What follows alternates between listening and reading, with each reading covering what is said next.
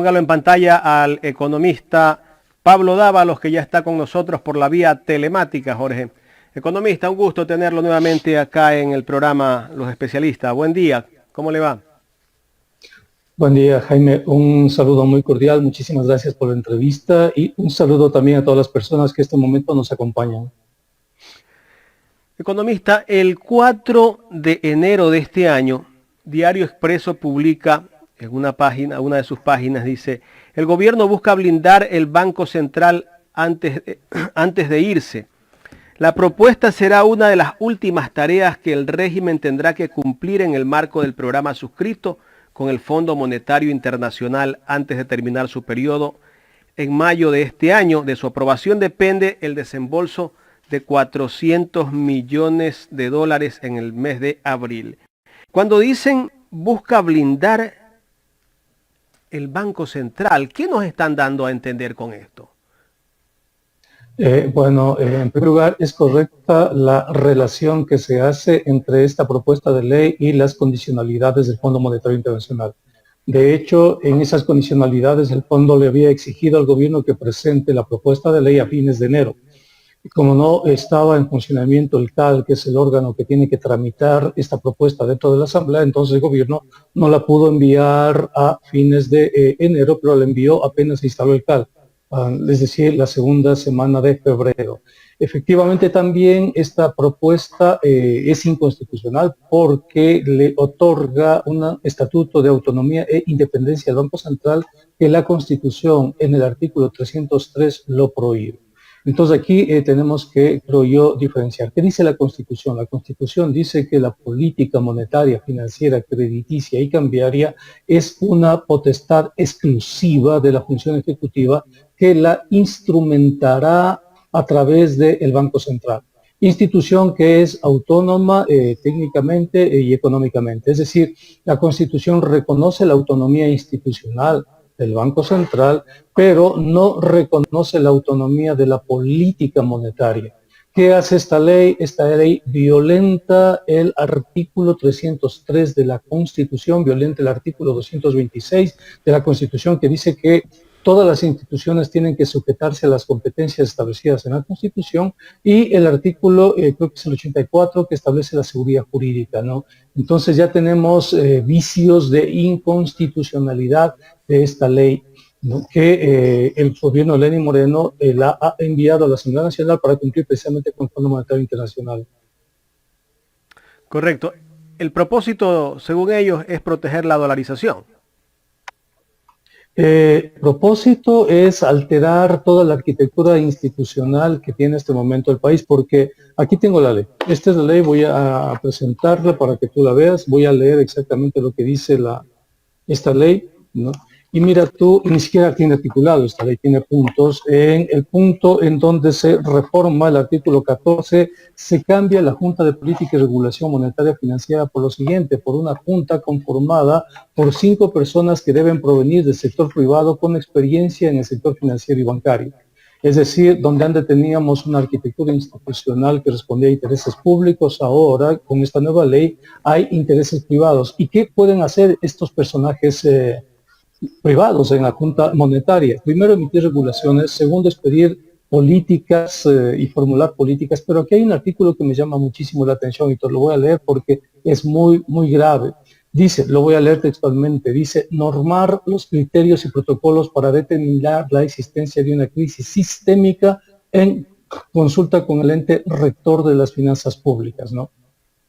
Bien, los economistas reconocemos 2 tipos de crisis: la crisis económica, que es cuando se producen eventos como el que estamos viviendo en este momento, donde hay recesión, pobreza, etcétera, y las crisis sistémicas, que hacen referencia a la caída de los bancos, que es la que se produjo en Estados Unidos en el 2008, en el Ecuador en 1999. Entonces, aquí se le da a estos 5 personajes que provienen del sector privado la posibilidad de declarar crisis sistémica.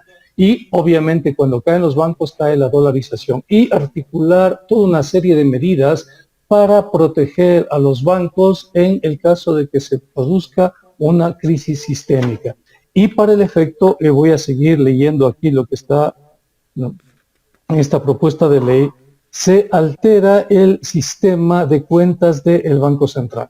Se altera y se enuncia un sistema, está en la reforma del artículo 33, ¿no? El punto 23 dice, dentro del balance general del Banco Central se crean las siguientes cuentas, se crean 4 cuentas. Ahora bien, estas cuentas solo tienen sentido si el país abandona la dolarización. No, pues la primera cuenta tiene que ver con el registro de especies monetarias por el Banco Central y los TBCs del Banco Central. La segunda cuenta tiene que ver con los pasivos del sistema y todas las cuentas de las entidades públicas en el sistema. La tercera cuenta tiene que ver con los depósitos del sector público. Es decir, se cambia totalmente la arquitectura del Banco Central y se genera una nueva arquitectura como si el país ya estuviera en la transición hacia una nueva moneda. Es decir, como si el país ya estuviera saliendo de la dolarización. Por eso esta ley preocupa tanto, porque habla de crisis sistémica e inmediatamente dice, bueno, vamos a proceder a cambiar la estructura del balance del Banco Central para tener las reservas monetarias como garante de la nueva emisión monetaria. Entonces, por eso es que llama muchísimo la atención este tipo de ley. ¿Quiénes son los genios de este proyecto? Detrás de esta propuesta están los técnicos del Fondo Monetario Internacional, están los banqueros, por supuesto, están abogados de la banca, están los técnicos neoliberales, porque aquí le confunden al país. Aquí le dicen que el Banco Central tiene que ser un ente técnico e autónomo e independiente, pero el Banco Central ya es técnico y es autónomo y es independiente. La Constitución reconoce la autonomía institucional del Banco Central, pero aquí se cambia cuando se dice, por ejemplo, con respecto a la autonomía y a la independencia del Banco Central. Te voy a leer lo que dice aquí. Aquí habla naturaleza jurídica del Banco Central. Dice, el Banco Central, es una persona jurídica de derecho público, parte de la función ejecutiva, duración indefinida, con régimen local, naturaleza propia, ¿no? Y aquí dice, la implementación del régimen monetario le corresponde exclusivamente al Banco Central del Ecuador, de conformidad con las disposiciones de este código. Esto es ilegal. Es decir, una institución no se puede asumir competencias que no le corresponden. La Constitución dice, señor, usted tiene la siguiente competencia, A, B, C, D. No tiene las competencias X y Z. Pero si hay una ley que le otorga a una institución la competencia X y Z, eso es inconstitucional y por lo tanto ilegal. Entonces, esta frase que está aquí que dice la implementación del régimen monetario le corresponde exclusivamente al Banco Central del Ecuador de conformidad con las disposiciones de este código es totalmente ilegal. Y aquí hay otra, dice autonomía institucional. En la consecución de sus objetivos y el desempeño de sus funciones, el Banco Central del Ecuador será un ente autónomo y responsable, según lo dispuesto en este código. Pero aquí hay otra frase que dice, en todo momento se respetará la autonomía del Banco Central del Ecuador y ninguna persona o entidad procurará ejercer influencia sobre los miembros del órgano de gobierno personal del Banco Central del Ecuador en el ejercicio de sus funciones. Es decir, se nombra la Junta Monetaria, que además debe provenir del sistema financiero privado, se le da el manejo de toda la política monetaria y después se dice que nadie puede interferir en sus decisiones ni tampoco puede, con respecto a aquellas decisiones, cambiarlas, alterarlas, ¿no? Es un cambio de la Constitución, es un cambio de la ley, es un cambio del Código Orgánico de Procesos, es un cambio de todo, ¿no? Esperemos que la Asamblea Nacional, que tiene 30 días para discutir esto, finalmente ordene su archivo porque no es constitucional y porque además el gobierno ya está yendo, está saliendo. Entonces no le puede dejar al próximo gobierno algo tan fuerte, tan potente, ¿no? Porque solamente te pongo este escenario. Imagínate que la Asamblea, como tú sabes cómo aprueba las leyes o ha aprobado las leyes con mucha corrupción, imagínate que la Asamblea termina aprobando esta propuesta de ley. El momento en que apruebe, se instaura en el país un escenario de inseguridad jurídica porque las decisiones que adopten estos banqueros que ahora van a manejar la Junta Monetaria pueden ser revertidas por el próximo gobierno. Y pueden ser revertidas por la Corte Constitucional. Entonces, eso significa que todas las decisiones que adoptaron estos personajes finalmente pasan a foja cero, es decir, se anulan, se revierten. Y eso implica que muchísimas decisiones que tienen que ver con la banca, que tienen que ver con la moneda, tienen que darse marcha atrás y eso puede poner incluso en riesgo la dolarización, ¿no? Puede poner en riesgo a todo el sistema financiero, a todo el sistema bancario. Entonces es muy grave esta ley. Esperemos que la Asamblea Nacional, los asambleístas que ya no tienen absolutamente nada que hacer ahí, tienen que esperar el nuevo cambio, simplemente decidan trasladar las decisiones de esta ley a la nueva Asamblea y que se abstengan de tratarla y que ordenen su archivo. Correcto. Economista, en este diálogo me acompaña Gustavo Jiménez, quien tiene más inquietudes. Economista, buenos días. Conozcamos un poco su criterio respecto a la postura de los candidatos más fuertes hasta el momento sobre este tema. Por ejemplo, ayer escuchaba a Andrés Arauz decir que va a pedir, si de llegar a la presidencia, va a pedir a la Asamblea Nacional, e inclusive la comprometió a Pierina, que estaba a su lado, a rechazar esta ley, a derogar esta ley con la nueva Asamblea, porque él sí temía de que se iba a aprobar y que era nefasto, ¿verdad?, para el país, que eso iba a traer un caos en el tema de la dolarización. Sin embargo, aún el candidato Lasso no se ha referido al respecto, pero en sus intervenciones anteriores respecto a la dolarización, él ha manifestado que va a mantener la dolarización y la va a defender hasta el final. Entonces, basado en estas dos posturas, porque yo me imagino que la de Yacu Pérez, que tampoco se sabe al momento sobre este tema, debe ser un poco parecida a la de Guillermo Lasso. ¿Cuál es su criterio respecto de estas decisiones que podrían tomar estos candidatos de llegar a la presidencia? Bueno, lo que te puedo decir es que he hablado con Salvador Quispe, que es uno de los asambleístas nacionales más votados, y él está en contra de esta propuesta de ley. De hecho, me ha pedido que redacte un documento para hacerlo conocer a los asambleístas electos de Pachacuti, que se van a pronunciar en contra de esta ley y van a pedir a la Asamblea que se abstenga de tratar esta ley y que se pronuncien por el archivo de esta ley. En consecuencia, lo que te puedo decir es que al menos el bloque de Pachacuti está en contra de esta ley. Sé también que Andrés Arauz está en contra de esta ley. Esta ley, si se aprueba en esta asamblea, tendría que ser derogada en la siguiente asamblea. Eso significa que, como te había indicado, las decisiones que se puedan tomar de acuerdo a esta ley pueden revertirse en la próxima asamblea y el Ecuador entra en un escenario de inseguridad jurídica. Imagínate que se aprueba finalmente esta ley y que antes de que se posesione la nueva asamblea se nombran a estos nuevos 5 de esta Junta Monetaria. Y estos nuevos 5 miembros de la Junta Monetaria deciden en 1 o 2 semanas de posesión tomar decisiones tan importantes que tengan que ver con encaje bancario, con coeficiente de liquidez doméstica, que tengan que ver con reservas internacionales, que para la próxima asamblea sea tan difícil revertir esas decisiones, porque el riesgo de revertirlas es tan fuerte que puede provocar un descalabro en todo el sistema financiero. En consecuencia, la responsabilidad está en esta asamblea. Los asambleístas actuales tienen que negarse, creo yo, por responsabilidad con el país, porque la dolarización es materia de juego, ¿no? Y en el caso de Guillermo Lasso es muy grave, porque esta ley entrega a los banqueros, y Guillermo Lasso es un banquero. Entonces, más allá de que él diga, sí, yo estoy a favor de defender la dolarización, está el hecho de ver cómo se comporta y cómo vota el bloque de Creo en la Asamblea Nacional. Si el bloque de Creo también vota por el archivo de esta ley, podemos decir que hay una sindéresis, ¿no? Pero si el bloque de Creo aprueba esta ley de independencia y sus voceros están a favor de esta ley, entonces es clarísimo que esta ley favorece a los banqueros y que Creo en este momento está a favor de aprobar esta ley porque sabe que con esta ley se traslada toda la decisión de política monetaria, y eso es fuerte, a los banqueros. Imagínate, por ejemplo, los fideicomisos que tienen que ver con el COSEDE. La gente piensa que el recurso del encaje bancario está en la reserva monetaria, y no es así. La mayor parte está en fideicomisos que están invirtiéndose. Imagínate lo que es darle a los banqueros decisiones como el manejo de esos fideicomisos, el fideicomiso del COSEDE, el fideicomiso de la garantía de depósitos, etcétera, ¿no? Entonces, son decisiones fuertes. O imagínate darles decisiones que tienen que ver con la reserva monetaria. Entonces, es muy, muy delicado. El área monetaria es una de las más delicadas en todas las sociedades, ¿no? Y tampoco se puede desarticular la arquitectura de control a los bancos, ¿no? No podemos hacer eso, porque vamos a entrar en un escenario muy parecido al escenario de 1999. En 1994 se aprobó una ley muy parecida a esta que relajaba los controles al sistema bancario.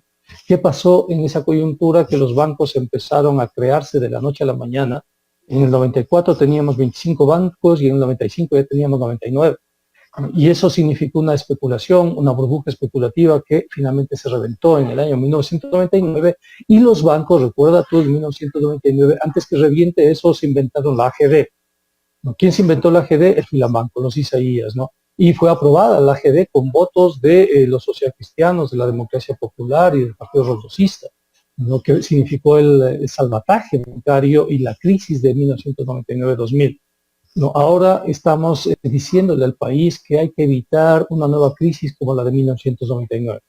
Una nueva crisis se lleva a la dolarización. Entonces no hay que hacer solamente declaraciones, es decir, yo apoyo a la dolarización, sino hay que ser más militante, más consecuente, más pragmático. Y gloria que el señor Lazo le diga al bloque de Creo que se abstenga a votar por esta ley. Que le diga a los representantes de Creo que salgan a los medios de comunicación que se niegue esta ley. Pero yo he escuchado a algunos asambleístas de Creo que están a favor de esta ley. Entonces lo de Lazo me parece mucha hipocresía en realidad.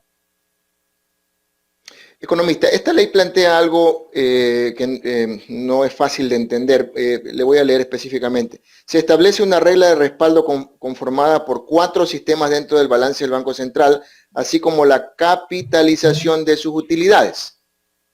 ¿Qué significaría eso? Ya. Que el dinero de los ecuatorianos que está en el Banco Central... Sí, por favor, explíquenos. Se cambia el sistema de balance. Significa que la reserva monetaria, las reservas internacionales, en este momento se transforman en reservas monetarias internacionales. ¿Qué significa esto? ¿Por qué son los 4 balances? El balance 1 tiene que ver con las cuentas del Banco Central, el balance 2 tiene que ver con las cuentas de la banca pública, 3 con el sistema, de todo el sistema financiero, el sistema público no financiero, ¿no? Y el 4 con depósitos en el exterior. Significa que las reservas internacionales cambian en este momento y se convierten en garantes del sistema de cuentas. ¿Para qué se convierten en garantes del sistema de cuentas? Es decir, para que cada dólar que circula tenga un dólar correspondiente, un respaldo en este sistema de cuentas y en las reservas internacionales. ¿Cómo funciona hoy la dolarización? Hoy funciona con la balanza de pagos, es decir, la balanza de pagos trae los dólares, los pone a circulación y la balanza de pagos también saca los dólares y el remanente se queda en la economía. Y el Banco Central trata de regular a través del impuesto a las salidas de divisas entre los dólares que entran y los dólares que salen. Entonces, ese es más o menos el sistema y dentro del sistema hay las especies monetarias en circulación, que son los dólares que tenemos, más o menos unos 15.000, 16.000 millones. Tenemos también dentro de ese sistema los depósitos a la vista, que son más o menos unos 12.000 millones de dólares, y el crédito bancario. Eso conforma el sistema de la dolarización. Las reservas internacionales en dolarización no tienen ningún papel. O sea, simplemente son depósitos del sector público fuera que los utilizan cada institución de acuerdo a sus necesidades, importación, pagos, etcétera, y no cumplen ningún papel. ¿Qué hace ahora esta nueva ley? Le otorga un papel económico a las reservas internacionales, ¿no? Y hace que las especies monetarias en circulación, los dólares que circulan, los depósitos y todo el sistema tenga respaldos en las reservas. Es decir, tendríamos por cada dólar que circula un dólar en las reservas, pero eso disminuye el circulante. ¿Por qué lo hace? Para posibilitar la transición a la nueva moneda, para salir de la dolarización. De tal manera que cuando sales de la dolarización, saca los dólares de circulación y tienes la reserva que respalda los dólares que están circulando. Hay una nueva moneda, no sé cómo la llamarán, ¿no? Esa nueva moneda tiene un respaldo en las reservas internacionales. Si hay 1.000 millones circulando, hay 1.000 millones de dólares en las reservas internacionales. Por eso te digo, es muy técnico, pero es básicamente la desdolarización. Básicamente es poner ya un pie por fuera de la dolarización. Hacia eso apunta esta nueva ley. O sea, es preocupante y todo esto en base de recibir 400 millones, entiendo que es lo que está previsto entregar por parte del Fondo Monetario Internacional ahora en mayo, si es que se aprueba esta ley. Efectivamente. Van a poner en riesgo la dolarización del país, van a provocar si tú quieres, una escasez de dólares impresionantes, porque van a sacar dólares de circulación y los van a poner en las reservas internacionales. ¿No? Están apuntando a las reservas internacionales, porque con esta nueva ley el gobierno puede acceder a las reservas internacionales, por ejemplo, los recursos que son del gobierno. Es como si tú tuvieras en tu cuenta, imagínate tú en tu cuenta vas poniendo tu sueldo, y el de la tarjeta te hace firmar una carta, si tú quieres, donde dices que de ahora en adelante el dueño de la tarjeta de crédito se hace cargo de tu cuenta y solo te deja utilizar lo que él te permite y que va a tener ahorros en tu cuenta y no te va a dejar utilizar los recursos en tu cuenta, ¿no? Pagas la tarjeta, pero dice, por si acaso no me pagues, vas a tener 200, 300% encima para garantizar los consumos de tu tarjeta y el resto no utilizas. Así más o menos, ¿no? El Banco Central con esto le prohíbe al gobierno central que utilice sus propios recursos, ¿no? Le prohíbe, ¿no? A nombre de la independencia del Banco Central. Entonces, el gobierno puede depositar en el Banco Central su dinero en la cuenta única, el Banco Central coge eso, lleva una parte del dinero a las reservas internacionales. Cuando el Banco Central quiere girar sobre su dinero, el Banco Central le dice, espérate un ratito, déjame ver si puedo o no puedo. Y le dice, no, no puedo. Entonces, digamos que el Banco Central, el gobierno quiere pagar a los GATS, ¿no? Y quiere financiar a los GATS con los instrumentos que establece la ley. El Banco Central con esta ley dice, no, no puedes a los GATS. Está prohibido, no puedes pagar a los GATS, no puedes hacer esto porque esos dineros van a las reservas internacionales. ¿Y qué hacen las reservas? Nada, ganan intereses fuera, ¿no? Entonces es muy grave, es realmente muy grave y nos afecta absolutamente a todos esta ley. No quiero ser trágico, economista, pero ya el Ecuador vivió una situación muy complicada en un gobierno pasado, donde los ecuatorianos fuimos los verdaderos afectados. Cuando la banca se aprovechó de alguna manera de la buena fe de los ecuatorianos y la política de aquella época, pues creó un feriado bancario que afectó definitivamente el futuro del Ecuador por un buen tiempo. Pero esto, si el pueblo lo llega a analizar de acuerdo a los análisis de expertos como usted, ¿podría llevar a una corrida? Efectivamente, porque cambia las reglas de juego de la dolarización, porque entrega el manejo de la dolarización a 5 personas que provienen del sector financiero privado, porque les entrega la posibilidad de declarar la crisis sistémica y proteger los intereses de los bancos a nombre de la crisis sistémica. En ninguna legislación se ha hablado, hoy se habla de crisis sistémica, porque cuando tú mencionas crisis sistémica, generas en economía lo que denominamos riesgo moral. Es decir, esta ley implica un riesgo moral porque ya está enunciada la noción de crisis sistémica, es decir, los actores saben que puede venir una crisis sistémica y al venir la crisis sistémica saben que la ley va a perjudicar a unos y va a favorecer a otros, en este caso a los bancos privados, ¿no? Entonces estamos hablando de una ley muy técnica además, una ley con un lenguaje que no se puede entender. Claro, cuando uno revisa los 4 balances del Banco Central dice, bueno, ¿y esto qué es? Pero además, ¿para qué necesitamos un sistema de 4 balances? Un sistema de dolarización. No necesitamos el sistema de 4 balances. No, ¿por qué? Porque no tenemos moneda propia. Quizás si tuviésemos moneda propia, quizá podría ser pertinente el sistema de 4 balances, pero si no hay moneda propia, si en estos 22 años, 21 años nos hemos defendido con bastante seguridad y sabemos ya trabajar la dolarización, ¿por qué alterar la dolarización? ¿Por qué generar esta inseguridad jurídica? ¿Por qué generar este riesgo moral?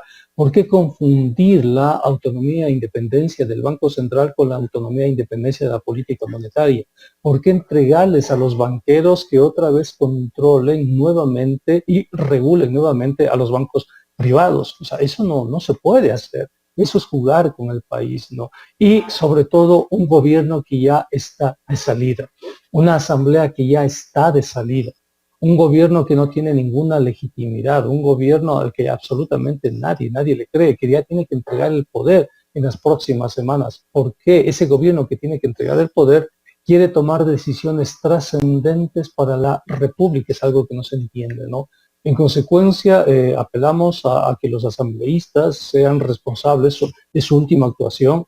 Y lo que te decía de Lasso, a mí me parece mucha hipocresía que él diga que está a favor de la dolarización y que no haga ningún pronunciamiento en contra de esta ley.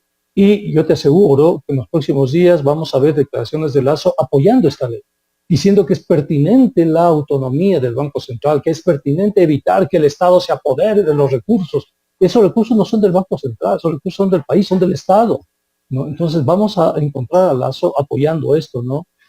Por eso me parece que la posición del bloque de Creo es sintomática. Yo he visto declaraciones ya de algunos miembros del bloque de Creo y ellos están a favor de esta ley. Entonces el señor Lasso tiene que decirle al bloque de Creo que sea coherente, o están a favor o en contra de esta ley. No, él puede decir que está a favor de la dolarización. Recuerda tú cómo se llamó la ley de la flexibilización laboral. La ley de la flexibilización laboral se llamó ley de apoyo humanitario.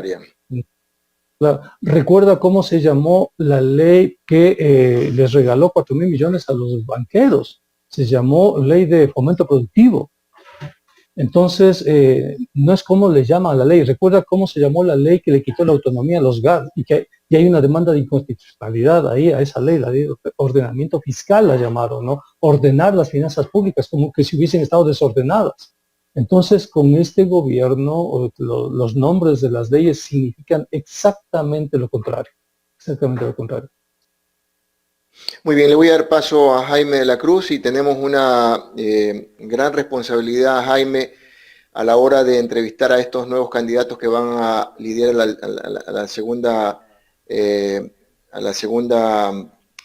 campaña que vamos a tener para pedirles explicaciones específicamente sobre esto, porque de seguro en la asamblea va a haber silencio y en los últimos días algo va a pasar que no va a beneficiar a los ecuatorianos, como ha ocurrido en los últimos días. Lo que, bueno, ya no es sorpresa que los medios de comunicación no hayan hecho eco de lo que está pasando, ¿no? No sé si es que los medios tal vez tienen cierto compromiso. Los medios tradicionales, no me refiero a los medios digitales, tienen algún compromiso con este sector de los políticos que están intentando meternos esta ley. Economista, ¿quiénes integrarían el directorio del Banco Central en ese proyecto? Dice requisitos para la designación de los miembros de la Junta Política. Primero, ser ciudadano ecuatoriano. Segundo, título profesional. Tercero, experiencia profesional de por lo menos 10 años en funciones relevantes en el ámbito monetario y en el sistema financiero de seguros y valores. Entonces, ellos piden experiencia relevante de 10 años en el sistema financiero privado, ¿no? Son personas privadas, probablemente abogados de los grandes bancos, son los que van a ir ahí. Van a ser 5 personas que se les va a entregar la definición de la política monetaria, lo que es inconstitucional, es ilegal. Yo creo que si esta ley finalmente pasa con esta asamblea, habrá que demandar la inconstitucionalidad, evitar que se nombren estos nuevos personajes, porque además la asamblea tiene que nombrarlos, y plantearle a la nueva asamblea que derogue esta ley, porque creo yo, no podemos poner en riesgo la dolarización.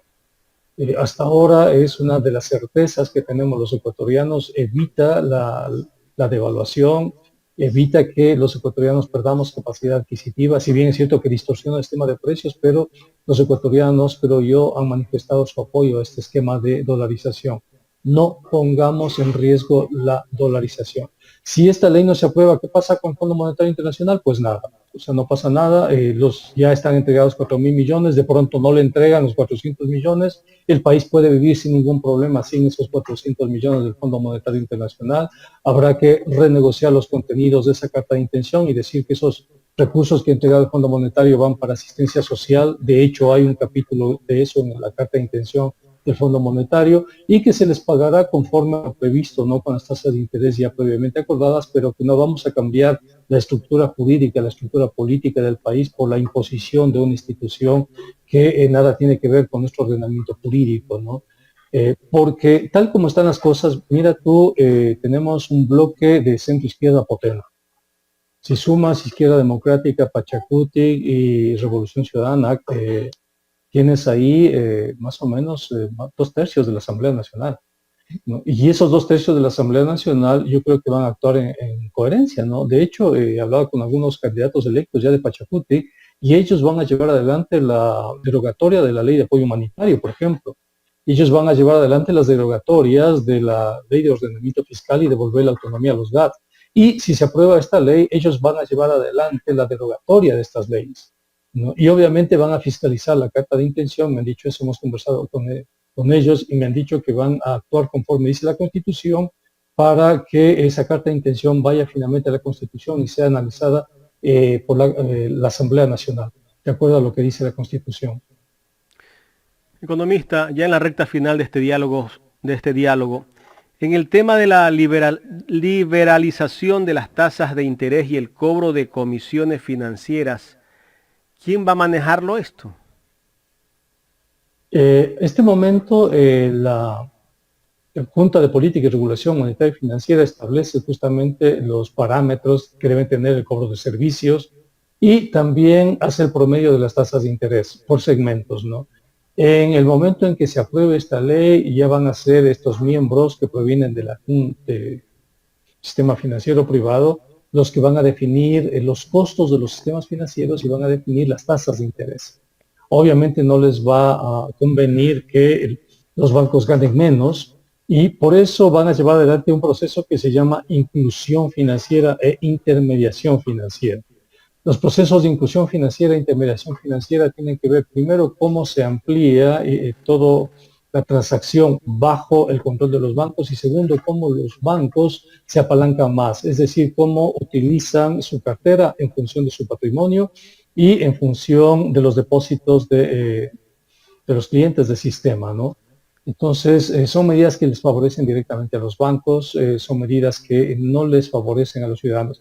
Fíjate, aquí hay una disposición transitoria que me parece interesante que dice que, por ejemplo, cuando los bancos han embargado o los bancos le han quitado a los usuarios del sistema, qué sé yo, los autos, las casas, departamentos, maquinaria, etcétera, y los bancos tienen que guardar provisiones sobre eso y tienen que inmediatamente venderlos, tienen que inmediatamente proceder a liquidar eso, ¿no? En esta ley les dan 3 años. 3 años para que no guarden provisiones y 3 años para que los tengan ahí. Mientras que a los deudores del sistema les dan 1 mes, 2 meses para que se pongan al día, máximo 3 meses. A los bancos, el manejo de este cobro de esta cartera les extienden hasta 3 años, lo que está incluso en contra de las normas de Basilea. Qué cosas, ¿no?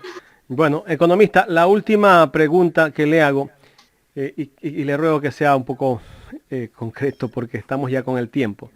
La posibilidad de financiamiento del Banco Central a los GAC y a las empresas públicas se cierra con esto, ¿no? Efectivamente, se cierra con esto.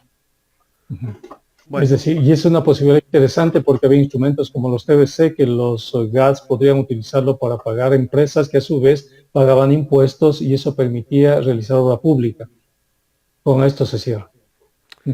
Economista, quiero agradecerle por haber aceptado este diálogo aquí en este espacio. Muchas gracias, también estuvo un poco técnico, pero no es mi culpa, la verdad. Es una cuestión muy, muy técnica, pero habría que advertirle al país. Bueno, en realidad yo no entiendo mucho de este tema, hice más suave, pero tratamos de hacerlo de la mejor manera. Sí. Adiós, Gustavo, adiós, Jaime. Muchas gracias y hasta la próxima. Muchas gracias al economista Pablo Dávalos, aquí en el programa Los Especialistas, Gustavo.